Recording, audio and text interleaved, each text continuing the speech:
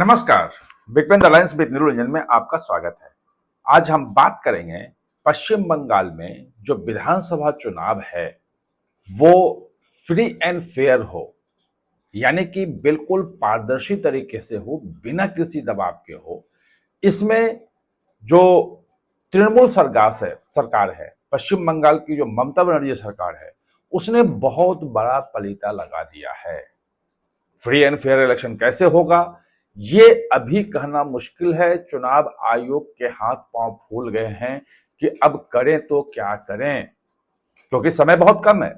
आपको मालूम है कि वहां अप्रैल में चुनाव होना है, मार्च में चुनाव की घोषणा हो जाएगी, उसके पहले मतदाता सूचियों का जो है वो फाइनल होना है, एसआईआर भी होना है। चुनाव आयोग किसी भी क्षण किसी भी वक्त एसआईआर की घोषणा कर सकता है, एसआईआर होना है वहां पे। एसआईआर की अपनी क्या अलग प्रॉब्लम है जिसपे मैं आपको अलग वीडियो में बता चुका हूं। आज फ्री एंड फेयर इलेक्शन रोकने के लिए क्या अड़ंगा लगाया है और कैसे चुनाव आयोग के हाथ पांव फूल गए हैं, इसको समझने की कोशिश करते हैं। अब चुनाव आयोग ने कड़ी कार्रवाई की धमकी भी दी है। ये पूरा मामला देखेंगे आप तो पश्चिम बंगाल में अभी तक जो चुनाव होता रहा है उसमें आपने देखा है कि चुनाव के दौरान बड़े पैमाने पे हिंसा होती है, चुनाव के बाद भी हिंसा होती है, लेकिन चुनाव में भी बहुत सारे लोगों को बूथ पे नहीं जाने दिया जाता है और जो वहां पे वोटिंग होती है वो मनमाने तरीके से वोटिंग का आरोप लगता रहा है। दूसरे के नाम पे दूसरे वोट कर रहे हैं, यानी कि जो इलेक्शन रिगिंग है, चुनाव में जो गड़बड़ी है वो पश्चिम बंगाल में बड़े पैमाने पे हो रहा है। ये पुराना उसका इतिहास रहा है, अब तक ये सब जानते हैं, ये स्थापित है, चाहे कोई कुछ भी कर ले। लेकिन इसको क्लियर करने के लिए वहां का चुनाव बिल्कुल पारदर्शी तरीके से हो, इसके लिए एक बड़े पैमाने पे चुनाव आयोग ने तैयारी शुरू की थी और वहां के मुख्य चुनाव अधिकारी जो है उसने चुनाव बंगाल सरकार को कहा था कि जितने वहां लगभग 88,000 अभी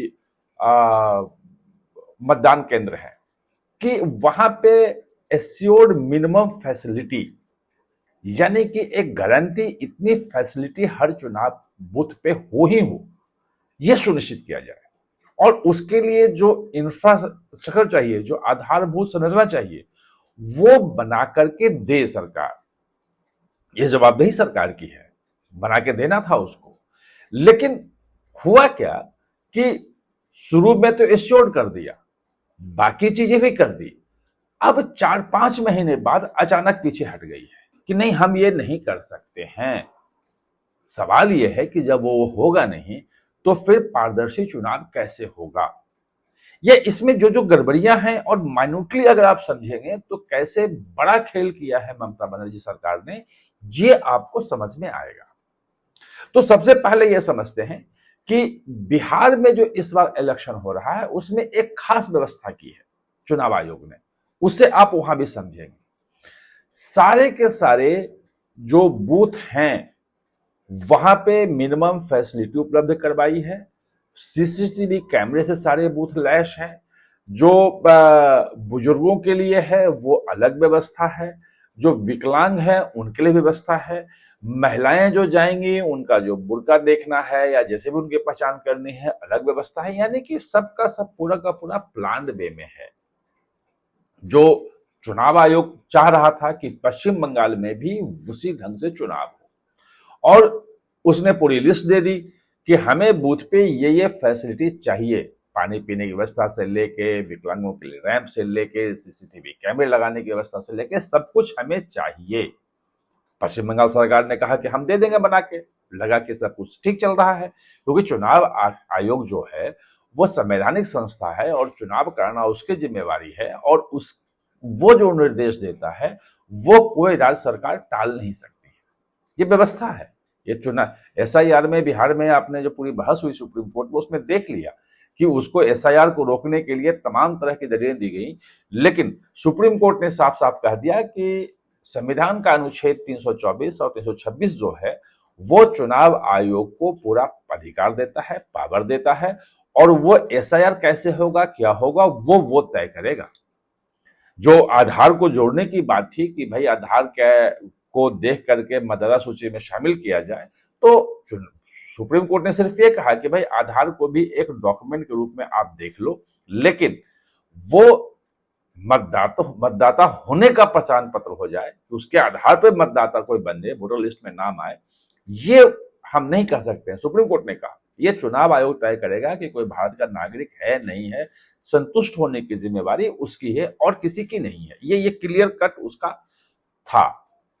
अब हुआ ये कि पश्चिम बंगाल सरकार ने कहा कि ठीक है, हम आपको सारी सुविधाएं देंगे और सबके लिए उसने वहां एक कंपनी है मैकिन्टोश बर्न लिमिटेड, ये पीएसयू है, पश्चिम बंगाल सरकार की है, वहां पीडब्ल्यूडी डिपार्टमेंट जो है, पब्लिक वर्क डिपार्टमेंट, जिसको लोक निर्माण विभाग कहते हैं, जो तमाम तरह के सड़कें से लेके बिल्डिंग से लेके सब कुछ बनाता है, सारे आधारभूत संरचना की जिम्मेवारी उसकी होती है। तो उसके तहत आने वाला एक पीएसयू है, सरकारी कंपनी है। इसको कहा गया जून जुलाई में कि भाई आप इसको जो चुनाव आयोग कह रहा है आप बना के दो। इसने कहा कि बिल्कुल हम बना के दे देंगे, कोई दिक्कत नहीं है। 88,000 के आसपास बूथ है और जो चुनाव आयोग ने कहा सब कर देंगे। अब 4 महीने जब बीत गए, जुलाई, अगस्त, सितंबर, अक्टूबर, 4 महीने बीतने के बाद अब जो मैकिन्टोश जो कंपनी है उसने चिट्ठी लिख दी है कि भाई मेरे पास तो मैन पावर नहीं है, मेरे पास संसाधन नहीं है, और जो आप बना के लेके देने के लिए कह रहे हो मैं बना नहीं सकता हूं, मेरी क्षमता नहीं है। अब आप सोचिए कि अंतिम समय में अगर जो सीसीटीवी कैमरे नहीं लगे, अगर बाकी सुविधाएं, सड़क नहीं बनी बूथ तक जाने के लिए ताकि सुरक्षा बल के जवान आसानी से पहुंच सके, वहां पूरी निगरानी की व्यवस्था नहीं हुई, तो फिर चुनाव होगा कैसे? और वहां सिर्फ मतदान केंद्र के अंदर सीसीटीवी कैमरे की जरूरत नहीं है, वहां मतदान केंद्र के बाहर भी कि किसी को वहां आने से रोका जा रहा है, किसी को धमकाया जा रहा है, किसी के साथ मारपीट की जा रही है, वो तमाम चीजों की निगरानी की जरूरत है। तंत्र जो पूरा है वो ममता बनर्जी सरकार का वहां पे है, तो बहुत सारी चीजें वो बाहर नहीं आने देगा। और अगर पूरा second, minute to minute feed अगर सारे बूथ का आता रहे और पूरा मॉनिटरिंग होता रहे, उसका सबकी रिकॉर्डिंग होती रहे, तो गड़बड़ी नहीं होगी। लेकिन गड़बड़ी हो इसकी व्यवस्था कर दी गई, क्योंकि अब 4 महीने में अब जिलाधिकारियों को कहा गया है कि भाई आप इस सारी व्यवस्था देखिए, सब कुछ कीजिए। और वहां का जो सीईओ है, मतलब जो चीफ इलेक्शन ऑफिसर हैं पश्चिम बंगाल के, उन्होंने भी कहा है कि अब हम जो डायरेक्टर्स हैं इस कंपनी के, मैकिन्टोश बर्न के डायरेक्टर हैं, इनके खिलाफ जो चुनाव आयोग के पास अधिकार है उसके तहत कार्रवाई करेंगे। क्योंकि सवाल यही है कि भाई 4 महीने बाद आपको पता कैसे चला कि भाई आपके पास संसाधन नहीं है, आपके पास मैन पावर नहीं है। मैन पावर और संसाधन, जितने भी रिसोर्सेज आपको चाहिए, वो तो आपके पास जुलाई में भी नहीं हो सकते थे। जब आपको पीडब्ल्यूडी से कहा गया, सरकार से कहा गया बना के देना है, उस वक्त आपने कैसे कह दिया? इसका मतलब यह है कि पूरी एक साजिश के तहत, कि ये जो चुनाव आयोग चाहता है कि बूथ पे ये फैसिलिटी हो, इस ढंग से हम मॉनिटरिंग करें, इस ढंग से पूरे चुनाव प्रक्रिया को पारदर्शी बनाएं, वो ना हो पाए, ये सुनिश्चित करने के लिए ये मैकिन्टोश को बीच में लाया गया, उसको दिया गया, 4 महीने बाद उसे मना करवाया गया। अब 4 महीने में जैसे जो हो वो होगा, और इस बीच में एसआईआर की घोषणा हो जाएगी। एसआईआर की घोषणा पे अलग बवाल मचेगा, क्योंकि ममता बनर्जी ने कह दिया है, वहां पे तृणमूल कांग्रेस ने कह दिया कि हम एसआईआर नहीं होने देंगे, उसको डिरेल करने के लिए जो चीजें हो रही हैं वो हो रही हैं, वो सब हम लोग बता चुके हैं।